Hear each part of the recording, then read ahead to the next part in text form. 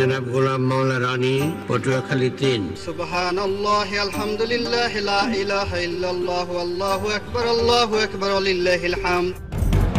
এই বাংলায় এখন পারাপার করার জন্য নৌকা ছাড়া আর কিছু নাই। বিএনপি এবং তার সহযোগী জামায়াত ইসলামী, যাকে বলা হয় বাই বন্ড ক্রিমিনাল। আগামী 100 বছর বিএনপি টিকে গেল। জামাত আসলে একটা আদর্শ ভিত্তিক রাজনীতি করে। ডক্টর ইউনূস রয়েছে বর্ণাঢ্য ইতিহাস। Doctor Yunus in the field of politics he is just infant, নবজাতক শিশু। শেখ হাসিনাকে ক্ষমতায় বসানোর জন্য যা করা দরকার সবকিছু করতে হবে এবং দরকার হলে বাংলাদেশকে সিকিম বানিয়ে ফেলতে হবে। তোমরা যতক্ষণ পর্যন্ত তোমাদের চিন্তা চেতনায় কর্মে আমার রাসূলকে অনুসরণ করতে না পারবে, ততক্ষণ পর্যন্ত তোমরা মুমিন হতে পারবে না, মুসলমান হতে পারবে না।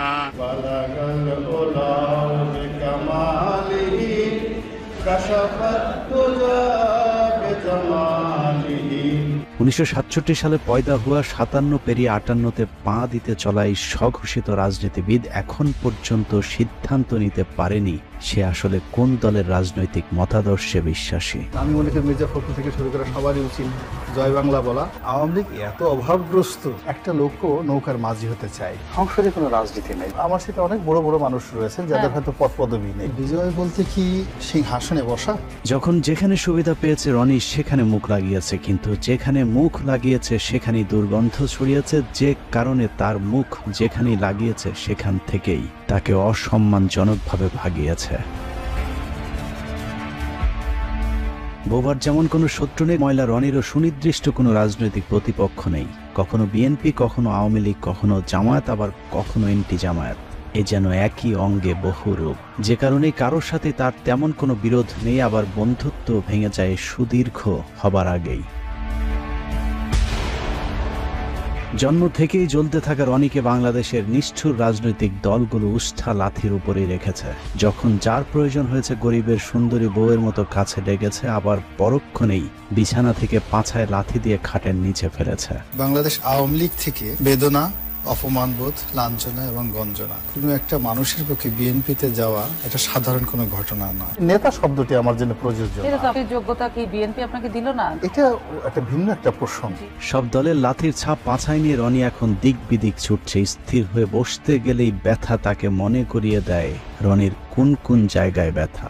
মানুষের শরীরে যখন ব্যথা হয় না, তখন নখে ব্যথা থাকে, আবার একটু পরে মাথায় চলে যায়। আপনার তো বয়স অল্প, এখন অত ব্যথা হয়নি। একটু করে সেই ব্যথা 5 মিনিট মাথায় গালে চলে আসে, কানে চলে আসে। ব্যথা খুব দ্রুত সারা শরীরে ছড়াতে থাকে। ব্যথার এরকম যন্ত্রণা, সারা অঙ্গে এরকম ব্যথা নিয়েই চলছে রনির দিনকাল। কিন্তু প্রশ্ন হলো, এভাবে আর কতকাল? একটা জায়গায় তো তাকে থামতে হবে, না থামলে সবাই মিলে তাকে থামাতে হবে। কেননা রনি যে পাগলামি শুরু করেছে তাতে মনে হচ্ছে পাগলা গারদে যাবার ঠিক আগের স্টেজে আছে সে। আমার এই সকালে পেট খারাপ থাকে, বিকালবেলা মাথা খারাপ থাকে, রাতে ঘুম হয় না। আমি চিন্তা করলাম করিটা কি? পাগলামি আর একটু বাড়লেই পাবনায় আরেকটি বেড খালি করতে হবে তার জন্যে। কিন্তু আমরা রনির মতো একজন রাজনৈতিক জোকারকে হারাতে চাই না, যে কারণেই তাকে সংশোধন করতে আজকের এই প্রতিবেদন। সহিংস আন্দোলনের নামে অবশ্যই পুলিশের অধিকার আছে তাদেরকে গুলি করে মেরে ফেলা, অবশ্যই আছে। 5 আগস্টের 2 দিন আগে চ্যানেলে টক শো শেষ হবার পর উপস্থাপিকার সাথে মানিকের যে অনাকাঙ্ক্ষিত ভিডিওটি ছড়িয়ে পড়েছিল, সেটারও নাটের গুরু ছিল ময়লা রনি। টক শো শেষে অত্যন্ত অশ্লীল ভঙ্গিতে রনি মানিককে বলেন উপস্থাপিকাকে একটু আদর করে দিতে। অনেক রাগ হয়েছে, আদর করে দেন। মূলত রনির এই কথাতেই সূত্রপাত হয় মানিকের কুরুচিপূর্ণ আক্রমণাত্মক আচরণের। মানিক যখন দীপ্তি চৌধুরীকে যাচ্ছে তাই বলে যাচ্ছিলেন, তখনও রনি অসভ্যের মতো দাঁত কেলিয়ে হাসছিলেন। আমি একটা মুক্তিযোদ্ধা পরিবারের সন্তান, আপনার কোনো অধিকার নেই আমাকে রাজাকারের বাচ্চা বলার। তার এই ব্যক্তিত্বহীনতার কারণেই জীবনের পরন্ত সময়ে এসেও এখনো নিজের কোনো রাজনৈতিক পরিচয় জোটেনি। এক কথায় বলতে গেলে রনিকে বলা যায় বাংলাদেশের রাজনীতিতে একজন পলিটিক্যাল প্রস্টিটিউট।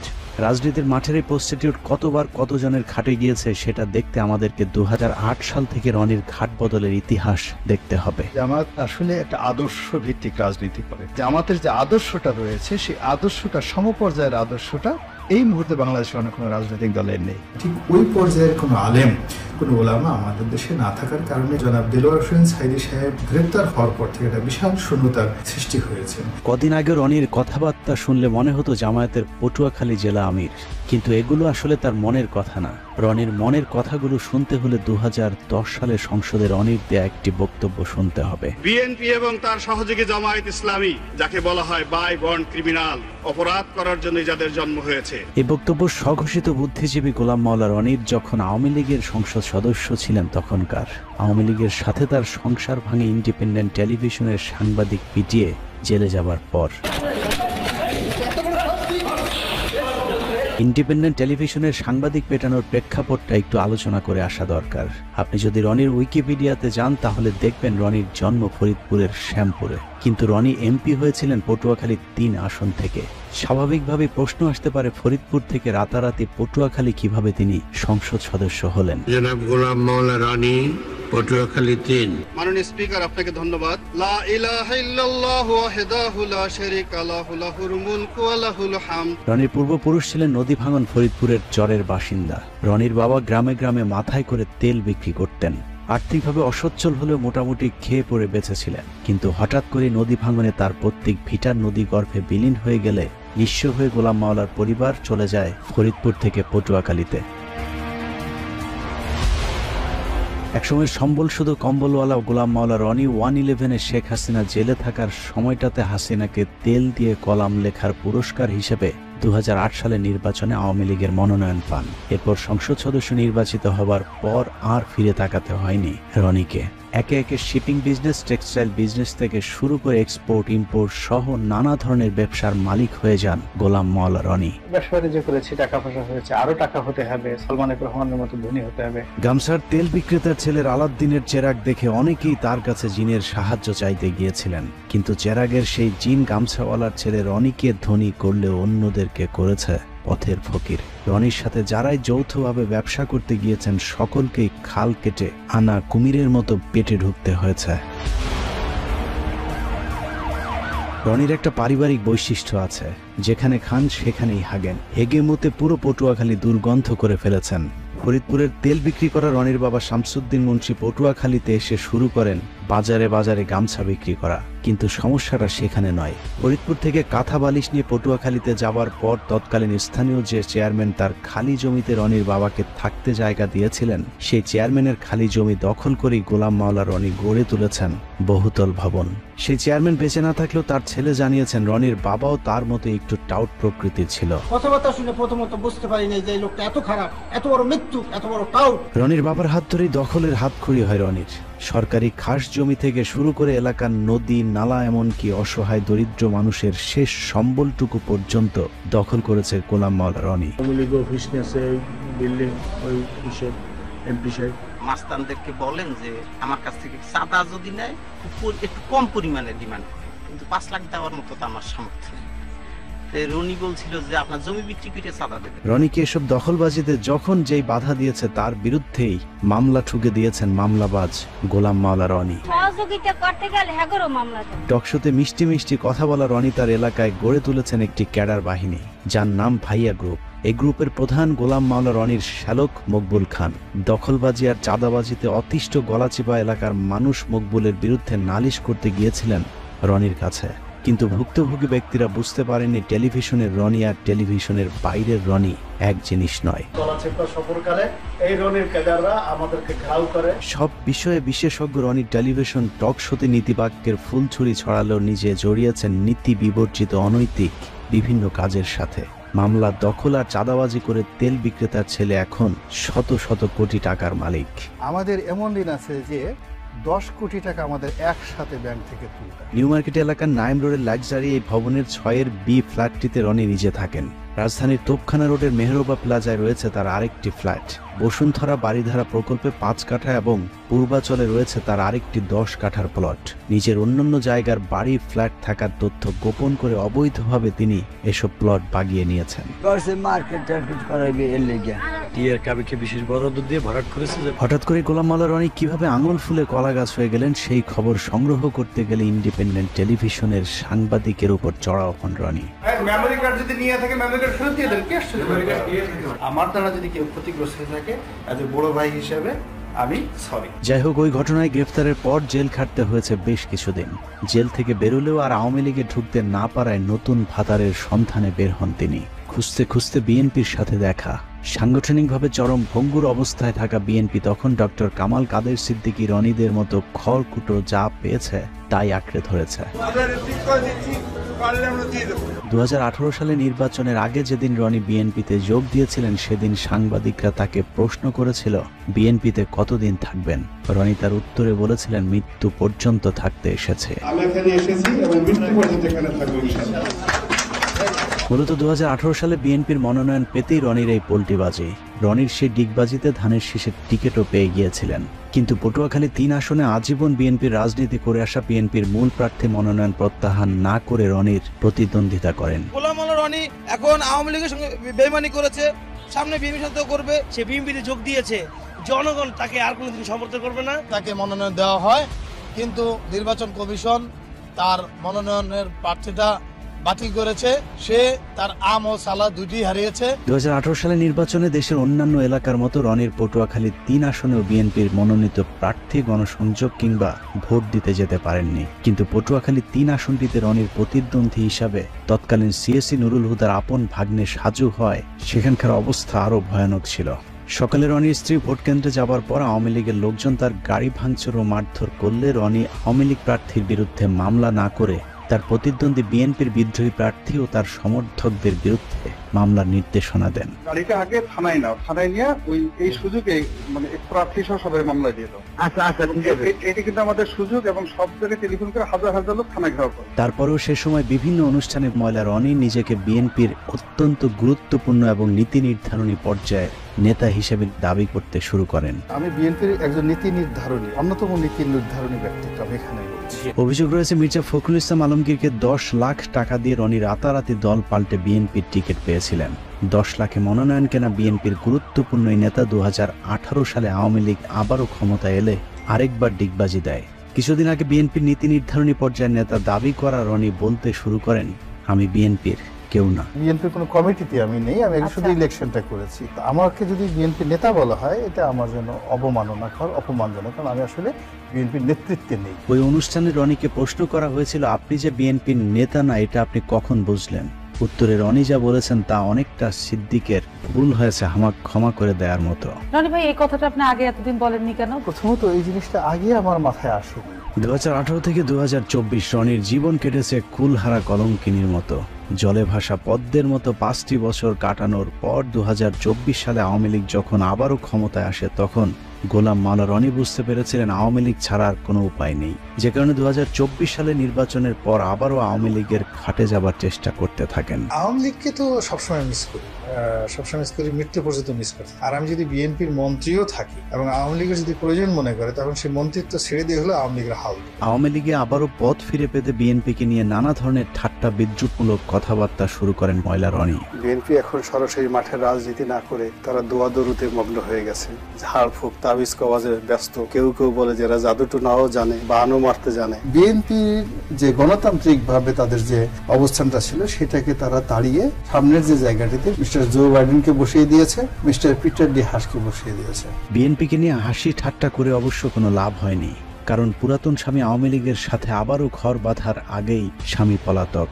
অবস্থা যখন এই রনি আবারও শুরু করে নতুন স্বামীর সন্ধান। আওয়ামী লীগ বিএনপি সব হারিয়ে ডক্টর মোহাম্মদ ইউনূসের তত্ত্বাবধায়ক সরকারের একটি উপদেষ্টার পদ পাবার স্বপ্ন দেখে রনি। যে কারণে মোহাম্মদ ইউনূসের নেতৃত্বে সরকার গঠন হবার পর এই সরকারের মেয়াদ নিয়ে রাজনৈতিক দলগুলোকে তাড়াহুড়া না করবার আহ্বান জানান। এই গণঅভ্যুত্থানের মাধ্যমে যে 17 জন ব্যক্তি এই মুহূর্তে দায়িত্বে অবতীর্ণ হলেন, তারা চমৎকার করে কথা বলেন এবং তাদের সবারই রয়েছে বর্ণাঢ্য ইতিহাস। তাদের সফলতা কামনা করা ছাড়া আমাদের এই জাতির দ্বিতীয় কোনো অপশন নেই। একটা নির্দিষ্ট সময় পর্যন্ত আমাদেরকে অপেক্ষা করতে হবে এবং ধৈর্য ধারণ করতে হবে যার যার অবস্থান থেকে। ইউনূস সরকারের পক্ষে তেলবাজি করেও কোনো লাভ হয়নি। প্রথম, দ্বিতীয়, তৃতীয় ধাপেও মোহাম্মদ ইউনূসের পাশে একটি চেয়ার না জোটায় রীতিমতো পাগলামি শুরু হয় গোলাম মাওলা রনির। ডক্টর ইউনূস চেষ্টা করলেও খুব বেশি আগাতে পারবেন না। নোবেল পুরস্কার পেয়েছে, তুমি তো শ্রমিকের টাকা মেরে দিলা, তাকে ডাইরেক্ট ক্রস ফায়ারে দেওয়া উচিত। রনির হঠাৎ করে সারা অঙ্গে ব্যথা শুরু হবার কারণ কি সেটা বুঝতে হলে জামায়াতের এক নেতার সাথে তার একটি ফোন রেকর্ড শুনে আসতে হবে, যেখানে তিনি পরিষ্কারভাবে বলেছেন শেখ হাসিনা পালিয়ে যাবার পর ক্যান্টনমেন্টকে সব দলকে ডাকলেও গোলাম মাওলা রনিকে না ডাকাতেই তিনি ক্ষিপ্ত হয়েছেন। সবাই তো ইউনূস সাহেবকে তেল মারতেছে, আওয়ামী লীগের গালি দেওয়া তো খুব সহজ একটা বিষয়। তখন আসলে আমরা আরো ভয়াবহ বিপদের দিকে এগোচ্ছি। এই যে চ্যাংরা পোলাপানরা যা কিছু করতেছে, আপনি যদি এইটার সাথে সাথে লাফান যে স্বাধীনতা পেয়ে গেছি, doctor Yunus he is in wrong, ভুল কাজ করতেছে। সেই ঘরের মধ্যে ঢুকবেন, ঢুকার আগে আপনি আমাদের সবার সাথে আলোচনা করে নেবেন না।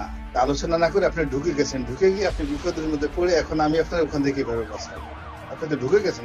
রনি ছাড়া সব দল ক্যান্টনমেন্টে মিটিং করাতে সব দলকেই তিনি বদদোয়া দিয়েছেন। জামায়াতের ওই নেতার সাথে ভবিষ্যৎবাণী করেছেন যারা যারা সেদিন ক্যান্টনমেন্টে গিয়েছিল সবাইকেই নাকি ভারতের রোশানলে পড়তে হবে। যারা গেছে তারা সবাই দুর্ভোগ পোহাবে।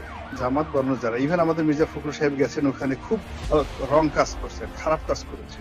জোনায়েদ সাহেব গেছে, যারা গেছে প্রত্যেকটা লোকের এই কর্মফল ভোগ করতে হবে। Just wait. মানে দিল্লি কি এইরকম প্ল্যান করতেছে আপনি বলতে চাইতেছেন? জি, এটা সেই প্ল্যান অনুযায়ী সবকিছু।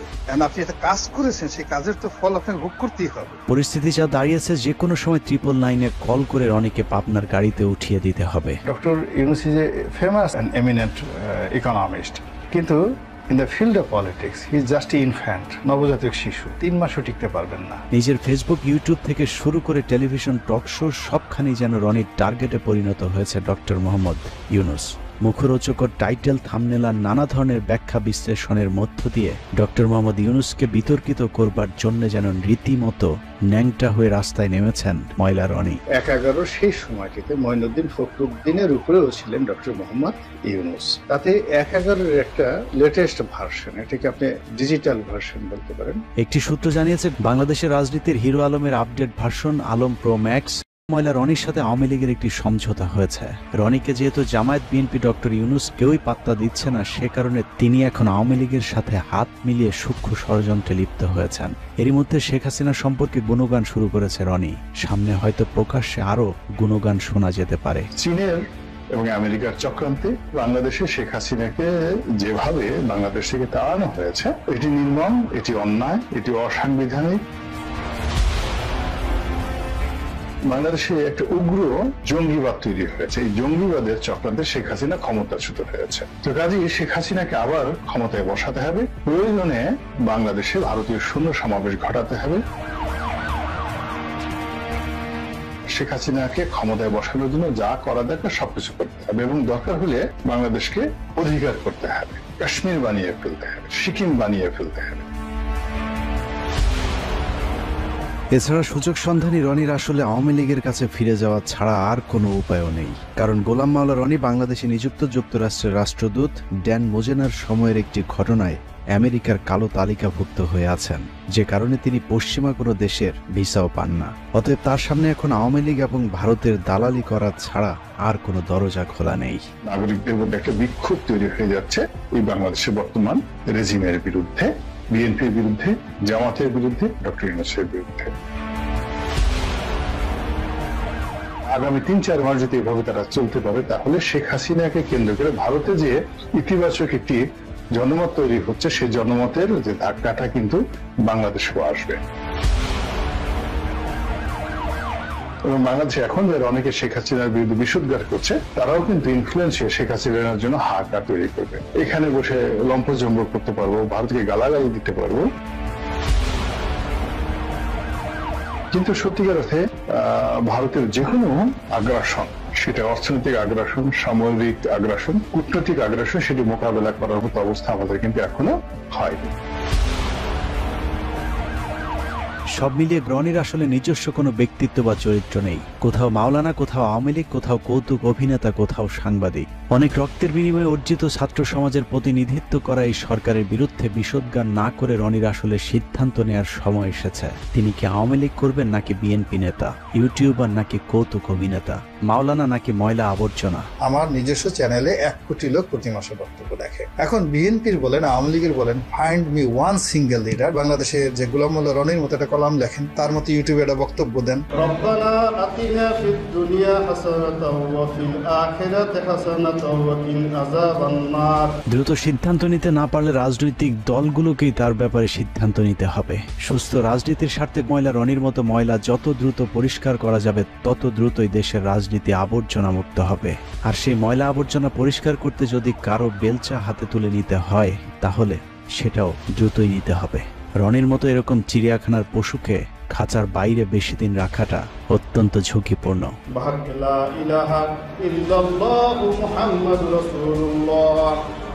আল্লাহ হাফেজ।